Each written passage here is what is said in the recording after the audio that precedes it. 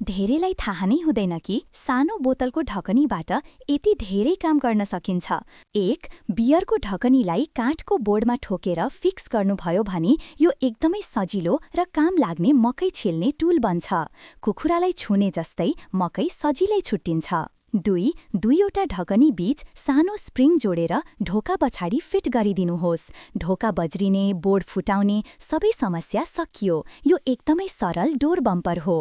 3. बियरको ढकनीमा एउटा सानो प्वाल ड्रिल गर्नुहोस् र स्क्रूले ड्रिलमा जोडिदिनुहोस्।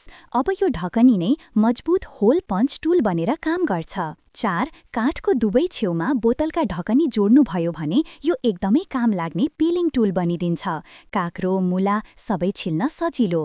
5. बोतलको ढकनीको छेउमा 2 सानो प्वाल काटेर भित्र बिग्रिएको डेटा केबल राख्नुहोस्। तताएको ग्लु भरिदिनुहोस्। ठण्डा भएपछि केबल नयाँ जस्तै ठिक। 6. बोतलको टुप्पो काटेर माथि अर्को ढकनी राख्नुहोस्। तुरन्तै तपाईले पाउनुहुन्छ सानो mini storage container. Pen, screw, सुईका लागि उत्तम। 7. एक ढकनीको छेउमा सानो चिरा काटेर तपाईको टेबल छेउमा टाँसिदिनुहोस्। अब चार्जिङ केबलहरू सिधा, सुरक्षित र व्यवस्थित। 8. 2 साइडमा नच काटिएको ढकनी अर्को ढकनीसँग जोडिदिनुहोस् र बस बन्यो एकदमै क्युट मोबाइल स्ट्यान्ड। 9. ढकनीमा स्क्रु हुक राखेर काठको बोर्डमा टाँसिदिनुहोस् र त्यो बोर्डलाई भित्तामा फिक्स गर्नुहोस्। अब त्यो साधारण ढकनी नै स्टाइलिश वाल हुक बनिसक्यो।